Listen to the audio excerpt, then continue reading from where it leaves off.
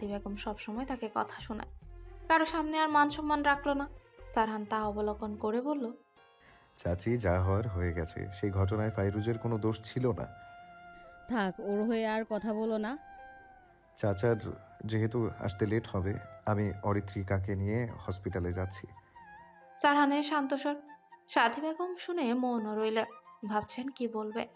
অরিত্রিকা হতবাক হয়ে একরাশ বিস্ময় নিয়ে তাকিয়ে আছে সারহানের দিকে। সে ভাবছে, সূর্য আজ দিক ভুল করলো নাকি? আজ হঠাৎ করে হসপিটালে নিয়ে যাওয়ার কথা বলছে। নিশ্চয় কোনো বদমতলব আছে। হসপিটাল থেকে আসার সময় যদি মাঝ রাস্তায় নামিয়ে দিয়ে আসে, তখন কি হবে? এই যন্ত্রমানবকে বিশ্বাস করা যায় না বাবা, যা ইচ্ছে তাই করতে পারে। সাথী বেগম বলেন। ঠিক আছে, নিয়ে যাও। অরিত্রিকা মুখ ভার করে সারহানের দিকে তাকায়। সারহান স্বাভাবিকভাবেই তার দিকে তাকিয়ে আছে। সে মুখ ফিরিয়ে নিয়ে থমথমে গলায় বলে, আমি ইশরাকে আমার সাথে নিয়ে যাব। সাদা, তুই যাবি? শেষ উক্ত কথাটি সাদাতকে উদ্দেশ্য করেই বলল। সাদাত দুপাশে মাথা নাড়িয়ে তড়িঘড়ি করে বলে, আজ আর যেচে বাঘের মুখে হব না। তুই যা বোন। অরিত্রিকা তিরিক্ষ মেজাজ নিয়ে ধপাধপ চল তার রুমে। সে ভেবে পায় না আবার এই বদমানুষটা তার শান্তির জন্য জীবনে আসে না অশান্তি লাগাতে এসেছে। সারহান গাড়ির সামনেই দাঁড়িয়ে আছে, চোখে কালো চশমা, মুখে গাম্ভীর্য ভাব, ভ্রুযুগল বাঁকিয়ে তীক্ষ্ণ চোখ জোড়া সদর দরজায় নিবদ্ধ করে রেখেছে। বিরক্ত লাগছে বটে, এদিক ওদিক তাকিয়ে নিজেকে স্বাভাবিক রাখার চেষ্টা করছে। মেয়ে মানুষ মানেই সবসময় লেট করবে। সারহানা থেকে কিছুটা দূরে আরেকটা গাড়ি দাঁড়িয়ে আছে, সেখানে তিনজন দেহরক্ষী সতর্কতার সহিত নজর বোলাচ্ছে। অরিত্রিকা আর ইসরা বাড়ি থেকে বের হলো হাসতে হাসতে। অরিত্রিকার পরনে নেভলু কুর্তি, চুলগুলো খোলা, তবে ক্লিপ লাগিয়ে রেখেছে। হালকা সাজেই যেন মোহনীয় লাগছে। দুজনেই গল্পে বেশ মশগুল। Hello everyone. মোস্ট বিটে আমার অভিজ্ঞতা আসলেই দারুণ। এখানে বিনোদনের দুনিয়া একদম অন্যরকম। আমার সবচেয়ে পছন্দের একটা গেম হলো পিলিঙ্কো। এর মজাটা বলে আপনাদের সারপ্রাইজ নষ্ট করতে চাই না। ট্রাস্ট মি, এটি আপনাকে দিবে এক নতুন অভিজ্ঞতা। আপনি যদি গেমিং পছন্দ করেন, তাহলে মোস্ট বিটে রয়েছে দারুণ সব ইন্টারঅ্যাক্টিভ গেম। এখানেই পাবেন লোভনীয় রিওয়ার্ড ও আকর্ষণীয় সুযোগ। মোস্ট বিটে রয়েছে বিকাশ, নগদ, রকেট উপায় এবং অন্যান্য অনলাইন পেমেন্ট অপশন, যা দিয়ে সহজেই লেনদেন করা যায়। সঙ্গে আছে দিনে 24 ঘন্টা এবং সপ্তাহে 7 দিনের কাস্টমার সাপোর্ট। এই প্ল্যাটফর্মে লাইভ ইভেন্ট, স্ট্রিমিং দেখারও সুযোগ রয়েছে। নিজের প্রোমো কোডটি ব্যবহার করে রেজিস্ট্রেশন করুন এবং প্রথম ডিপোজিটেই পেয়ে যান বিশেষ অফার ও free spin. Don't miss this exciting opportunity. দিয়ে রেখেছে, হালকা সাজেই যেন মোহনীয় লাগছে। দুজনেই গল্পে বেশ মশগুল। আশেপাশে কি হচ্ছে তাদের কোনো খেয়াল নেই। গাড়ির কাছে আসতেই অরিত্রিকা হোঁচট খেল, ধুম করে পড়ল সারহানের সামনে। পায়ে আঘাত লাগায় অবর্ণীনায় ব্যথায় আর্তনাদ করে ওঠে। সারহান হঠাৎ শব্দ পেয়ে সামনে তাকায়। তার চোখে প্রথমে কিছুটা অবাক ভাব এলো, কিন্তু দ্রুতই সে তার মনোভাব পরিবর্তন করে। বিরক্তিতে মুখ কুঁচকে আসে। অরিত্রিকা মাটিতে পড়ে গেছে এবং তার শরীরের দিকে তাকিয়ে সে তৎক্ষণাৎ এগিয়ে গিয়ে অরিত্রিকার বাহু ধরে তাকে উঠিয়ে ফেলে। কপাল কুঁচকে ধমক দিয়ে বলে, চোখ কোথায় থাকে তোর, ইডিয়েট? অরিত্রিকা ব্যথা ভুলে দৃষ্টি নত করে বিরস মুখে উত্তর দেয়, চোখ চোখের জায়গায় থাকে। আপনি এমন উদ্ভট প্রশ্ন করেন কেন? তুই আসলে একটা স্টুপিড। সারহান দাঁতে দাঁত চেপে বলে। অরিত্রিকা খেয়াল করে সারহান তার দুবাহু ধরে আছে। সে অপ্রস্তুত হয়, মিনমিন করে বলে, সারহান ভাই, ছাড়ুন। সারহানের হাত আলগা হয়ে আসে। সে অরিত্রিকাকে ছেড়ে দেয়। তার চোখে বিরাজ করছে কঠোরতা, কিন্তু সে কোনো প্রতিবাদ করল না। রাজভারী কণ্ঠে কোনো সমঝোতা বা অনুভূতি প্রকাশের কোনো ইচ্ছে নেই। সে শুধু বলল, দুজন গাড়িতে ওঠ। সারহান কোনো প্রতিক্রিয়া দেখালো না। তার মুখাবয়ে কোনো পরিবর্তনও এলো না। সে আর সময় নষ্ট না করে দ্রুত গাড়ির দরজা খুলে সামনে বসে গেল। তার অভ্যন্তরীণ অস্থিরতা বাহ্যিকভাবে একদমই প্রকাশ করার ইচ্ছে নেই। অরিত্রিকা মলিন মুখে তাকায় সারহানের দিকে। সে ভেবে পায় না সারহান ভাই তাকে কেন এত বকে। অসহ্যকর মানুষ একটা। অরিত্রিকা সেসব ভাবনা বাদ দিয়ে জামায় লেগে থাকা ময়লা ছেড়ে গাড়িতে বসে পড়ে। বেচারা ইসরা হতাশ হয়ে বসে অরিত্রিকার পাশে। এই দুজন একসাথে হলে ফাইট লাগবেই। এর মাঝেই গাড়ি স্টার্ট দিল। রাত 7:45। রাজশাহীর প্রধান সড়ক মানুষের কলরব স্পন্দনে মুখরিত। যানবাহনের অবিরাম গতি, মানুষের চঞ্চল পদধ্বনি, কোলাহলে পরিবেশ ভারী হয়ে আছে।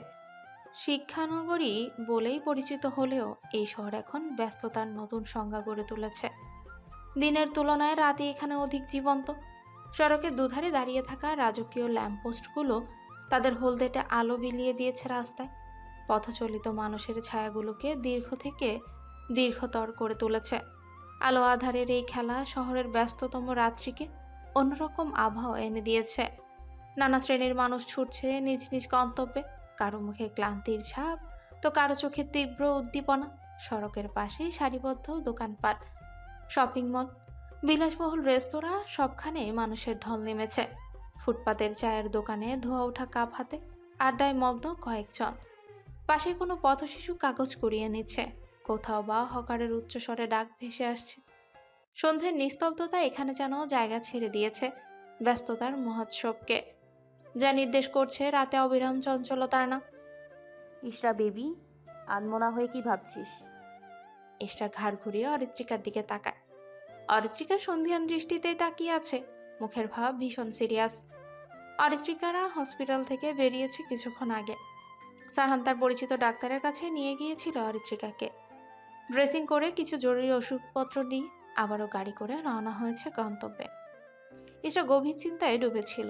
কিছুক্ষণ চুপ থেকে ধীর স্বরে বলে, ভাবছিলাম ত্বকে যে শ্যুট করেছে তার কোনো খোঁজ পাওয়া গেল না কেন? আর সবচেয়ে অদ্ভুত ব্যাপার, তোর গায়ে যে গুলি লেগেছে সেটা কোনো নিউজ চ্যানেল বা সংবাদপত্রে কোথাও হটলাইন হয়নি। সব কিছু কেমন যেন ধোঁয়াশার মতো লাগছে। অরিত্রিকাও ভাবুক হয়ে গেল। কিছুক্ষণ মৌন থেকে সামনের ফ্রন্ট সিটে বসে থাকা সারহানের দিকে তাকালো। সে কিছু একটা আন্দাজ করে ফিসফিস করে বলে, এসব শারহান ভাইয়ের পাওয়ার বোন নিশ্চয় ওই ব্যাটাকে গুম করে দিয়েছে আর নিউজ চ্যানেলের লোকেদের চুপ থাকতে বলেছে। এই জন্য এইসব রাজনীতিবিদদের আশেপাশে সামনে থাকতে নেই। কখন দেখবি আমাদের মতো নাদানদেরও গুম করে দেবে। ইশরা সিটে একটু নড়ে চড়ে বসে। ঠোঁটের কোণে এক চিলতি রহস্যময় হাসি ফুটিয়ে চক্ষুদয় সরু করে তাকালো অরিত্রিকার দিকে। গলায় খোঁচা মারা সুরে কেন বলল, আগে তো খুব বলতি রাজনীতিবিদকে বিয়ে করবি, এখন আবার মুখে অন্য বুলি ফুটলো কেন? অরিত্রিকা চমকে ওঠে। চোখের পলক ফেলতে না ফেলতে সতর্ক দৃষ্টিতে সারহানের দিকে তাকায়। ইশরার কথা কানে গেছে কিনা তা বোঝার চেষ্টা করে। সারহান এক দৃষ্টিতেই ফোন স্ক্রল করছে। মুখাবয়ের কোনো পরিবর্তন নেই, অস্বাভাবিক নিস্পৃহ। তার এই ভাবলেশীনতা অরিত্রিকার মনে সামান্য স্বস্তি এনে দিল। সে নিঃশব্দে একবার শ্বাস নেয়, তারপর তড়িঘড়ি করে ফিসফিস করে বলে, এই আসতে বল, গাড়িরও কিন্তু কান আছে। ইশরা দুহাতে মুখ চেপে হাসছে। এই মুহূর্তের মজাটা সে পুরোপুরি উপভোগ করছে। অন্যদিকে অরিত্রিকার মুখ অমাবস্যার ন্যায় কালো হয়ে গেল। বিরক্তিতে গাল ফুলিয়ে গাড়ির গ্লাস নামিয়ে বাইরে তাকায়। এই মেয়ে কোথায় কখন কি বলতে হয় একদম জানে না। সবসময় এমন কিছুই বলে বসে যা তাকে সারহান ভাইয়ের সামনে করে দেয়।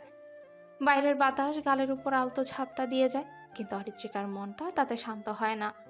বরং স্মৃতির ঘর থেকে এক ঝলক অতীত উকি দেয়। 4-5 বছর আগের এক বৃষ্টি স্নাত দিনের কথা মনে পড়ে যায়। তখন তার বয়স 14 কি 15 হবে। সে আর ইশরা ছাদের চিলেকোঠায় দাঁড়িয়ে বৃষ্টির পানি ছুঁয়ে দেখছিল।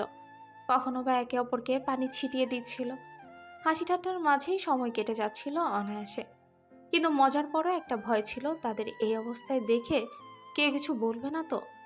বেশ কিছুক্ষণ বৃষ্টি উপভোগের পর দুজনেই ভিজে একাকার হয়ে নিচে নামছিল। আর তখনই সামনে পড়ে গেল সারহান। অরিত্রিকা সিঁড়ির মাঝখানে হঠাৎ থমকে গেল, সাথে ইশরাও।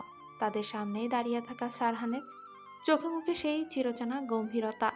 ঠান্ডা কণ্ঠে জিজ্ঞেস করলো, জামা ভিজলো কিভাবে? অরিত্রিকা ভয়ে মাথা নিচু করে দাঁড়িয়ে রইল, কোনো উত্তর দিতে পারল না। মনে হচ্ছিল বুকের ভেতর ধুকপুক শব্দটা সারহানও শুনতে পাচ্ছে। কিন্তু সারহান চুপ করে থাকলো না। ধমকে সুরে আবারও প্রশ্ন করে, বলছি জামা ভিজলো কি করে? ঠিক তখনই পাশে দাঁড়িয়ে থাকা ইশরা মুখ কাচুমাচু করে একদম অপ্রত্যাশিতভাবেই বলে বসে। অরিত্রিকা হিসু করে দিয়েছে। এক মুহূর্ত নিস্তবতা। তারপর ইশরা ছুট লাগালো সিঁড়ি বেয়ে নিচে, আর অরিত্রিকা হতভম্ব হয়ে দাঁড়িয়ে রইল। লজ্জা, রাগ, অপমান সব মিলে চোখে পানি এসে গেল তার। কোনো কথা খুঁজে পেল না বলার মতো। শুধু সারহানের গম্ভীর চোখ দুটো মুখের সামনে স্থির হয়ে গেল। ইশরা এই মেয়ে, তার মান সম্মানের একেবারে ফালুদরা বানিয়ে দিল, তাও আবার বদমেজাজি মানুষটার সামনে। অরিত্রিকা কাঁদতে কাঁদতে চোখ মুখ লাল করে একপাশেই দাঁড়িয়েছিল। আর সারহান, সে কিছুক্ষণ শান্ত চোখে তাকিয়ে রইল, তারপর কোনো কথা না পড়লে আশ্চর্যজনকভাবে ফিরে গেল ছাদের দিকে, যেন কিছুই হয়নি। কিছুই হয়নি। অরিত্রিকার জন্য তো পুরো পৃথিবী ওলট পালট হয়ে গেছিল। সেদিনের কান্না, অপমান আর রাগ সব মিলে সে যেন মাটিতে মিশে গিয়েছিল। ইষ্টার সাথে তার সেদিন ভয়ানক ঝগড়া হয়। কথায় কথায় দুজনের বাকযুদ্ধ এমন জায়গায় গিয়েছিল যে প্রায় 1 মাস তারা একে অপরের সাথে কথাই বলেনি। এরপর অরিত্রিকা সারহানকে দেখলেই লুকিয়ে পড়ত, লজ্জায়, অপমানে, বিব্রত করা অবস্থার ভয়ে হয়তো। মনে মনে সে শপথ নিয়েছিল ওই ফুপির বেটিকে আর কখনো কোনো গোপন কথা বলবে না। কিন্তু সমস্যা একটাই, সে ভুলেই গিয়েছিল যে তার গোপন কথা না বললে পেটের ভেতর শান্তি আসে না। কোন দুঃখে যে ইষ্টাকে একদিন বলেছিল যে রাজনীতি করা ছেলেকেই বিয়ে করবে, একদম বলা ঠিক হয়নি। এই যে আজও সেই কথা নিয়ে তাকে বেকায়দায় ফেলতে চেয়েছিল। ইষ্টা জানে না, কিন্তু অরিত্রিকা খুব ভালো করেই জানে এই মেয়ের সামনে মুখ খুললেই বিপদ। হতাশায় জর্জরিত হয়ে অরিত্রিকা গাড়ির সিটেই হেলান দিল। দীর্ঘশ্বাস ফেলে দৃষ্টি ফেলালো বাইরের দিকে। রাস্তার ধারে ফুলের দোকানিরা বাহারি ফুলের পসরা সাজিয়ে বসেছে। কৃত্রিম আলোর নরম ঝলকানিতে সেই ফুলগুলো আরো মোহনীয়, আরো মনোমুগ্ধকর লাগছে। লাল গোলাপের গভীর রং, রজনীগন্ধার শুভ্র মাধুর্য, জারবেরার উজ্জ্বলতা, সবকিছু মিলে অপার্থিব সৌন্দর্য সৃষ্টি করেছে। অরিত্রিকা এক দৃষ্টিতে তাকিয়ে রয়, চোখ জুড়িয়ে গেল যেন। মন একটু প্রশান্ত হলো। অজান্তেই মনে হলো সে লাল গোলাপ চায় এক্ষুনি। সারণ ভাই গাড়ি থামাতে বলুন। অরিত্রিকা আচমকা উচ্চস্বরে চিৎকার করে ওঠে। ইশরা আঁতকে উঠে তার দিকে তাকায়। সামনের সিটে বসা সারহানের মনোযোগে ব্যাঘাত ঘটে। ঘাড় বাঁকিয়ে পেছনে তাকিয়ে তার তীক্ষ্ণ দৃষ্টি অরিত্রিকার উপর স্থির হয়। চোখে মুখে বিরক্ত স্পষ্ট। দাঁতে দাঁত চেপে নিচু গলায় বলল, সমস্যা কি তোর? এমন চিল্লাচ্ছিস কেন? গোলাপ ফুল নিব, গাড়ি থামাতে বলুন দ্রুত। অরিত্রিকার কণ্ঠে উল্লাসের সুর। এক মুহূর্তে মনের সমস্ত জঞ্জাল মুছে গেল তার। তবে সারহান তার চিরাচিত্ত গম্ভীরতায় ভ্রু দুটি কুঁচকে সামনের দিকে চোখ মেলেই ফোনে মনোযোগী হয়ে গেল। কিছুক্ষণ পরে বিরক্তি ছড়িয়ে ঠান্ডা গলায় বলে, মাঝ রাস্তায় দাঁড়িয়ে ফুল কেনার মতো সময় কিংবা মুড কোনোটাই নেই আমার। অরিত্রিকা বেশ রেগে গেল, বলল, আপনি গাড়ি ঘুরিয়ে দোকানের কাছে নিয়ে যেতে বলুন, নয়তো আমি চিৎকার করে বলবো আপনি আমাকে কিডন্যাপ করে নিয়ে যাচ্ছেন। অরিত্রিকার কথায় সারহানের কোনো হেলদোল দেখা গেল না, বরং খুবই আশ্চর্যজনকভাবে পাত্তা না দিয়ে সে নিজ কাজে ব্যস্ত হয়ে গেল। গাড়ি চলছে গন্তব্যে। অরিত্রিকার মন নিমিষে ভেঙে চূর্ণ বিচূর্ণ হয়ে গেল। রাগ যেন মন খারাপে পরিণত হলো। নাক ফুলিয়ে মুখ গোমরা করে অন্যত্র তাকিয়ে রইল। চোখ জোড়া ছলছল করে উঠে। অভিমানী চোখের অশ্রু মুছে নিল সে। এই অসহ্য মানুষটার সাথে আসা একদমই উচিত হয়নি। অন্য কেউ থাকলে নিশ্চয়ই একটা হলেও ফুল কিনে দিত।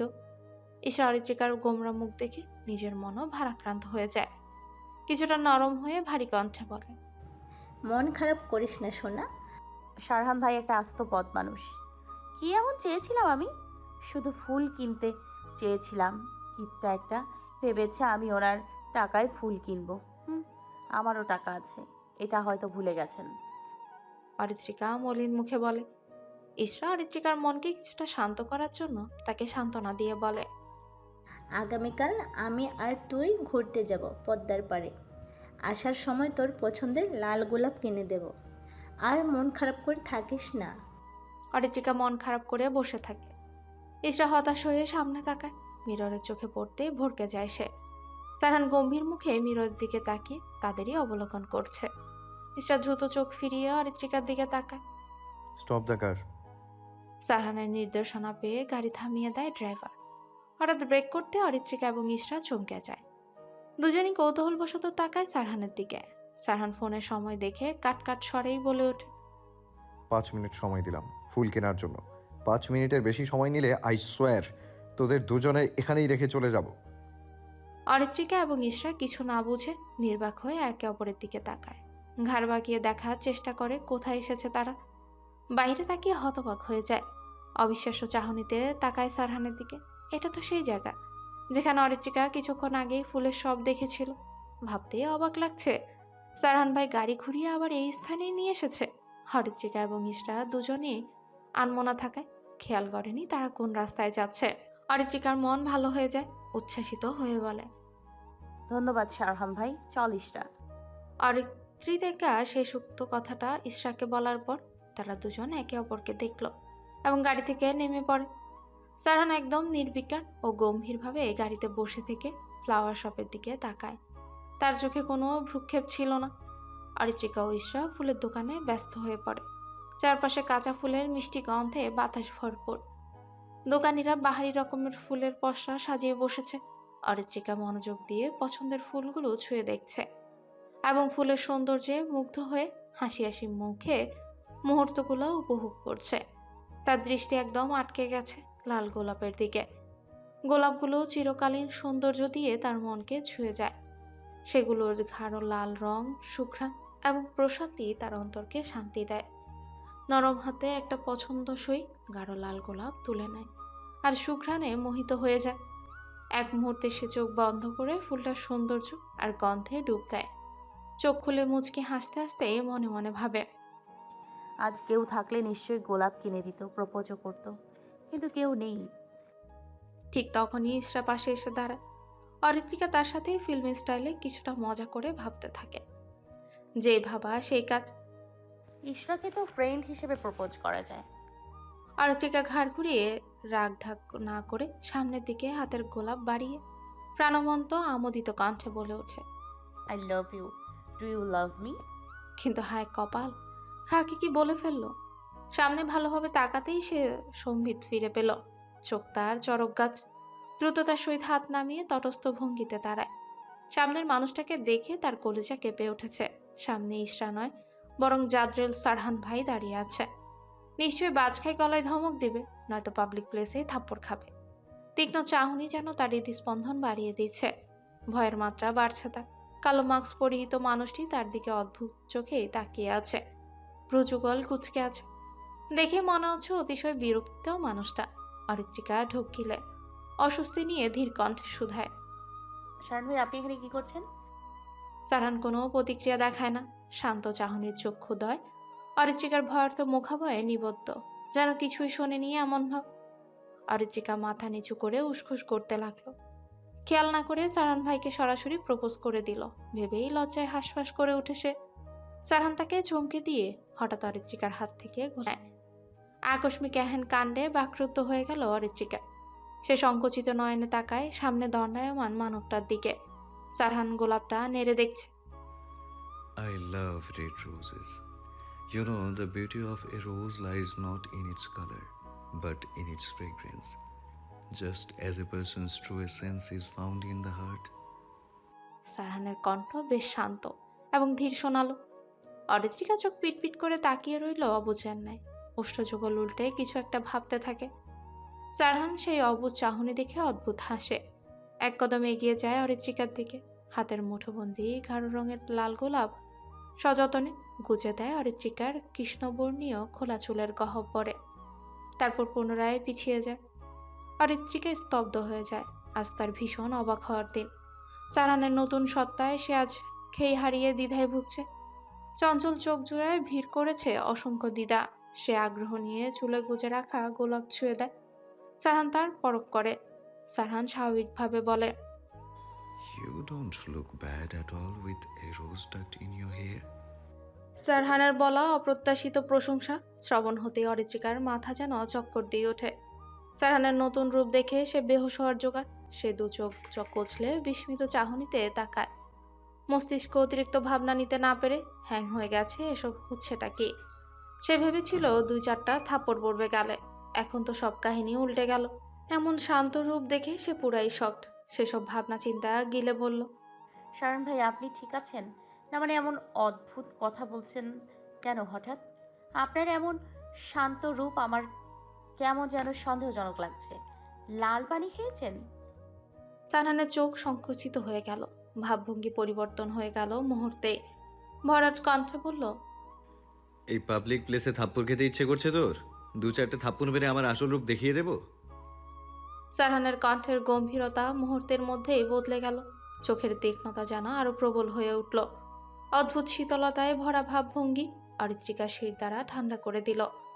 অরিত্রিকা একটু সশব্দে শ্বাস ফেলল। তড়িঘড়ি করেই বলে, না, দরকার নেই। আপনি এখানে দাঁড়ান, আমি ইশটাকে ডেকে নিয়ে আসছি। অরিত্রিকা কথাটা বলেই সেখান থেকে পগার পার হয়ে যায়। সারহান খিচে আসা মেজাজ নিয়ন্ত্রণ করতে লাগে। দৃষ্টি ফিরিয়ে পাশের কাঠের টেবিলে সাজিয়ে রাখা ফুল দেখতে থাকে। বেশ কয়েকটা গোলাপ মুঠোয় নেয়।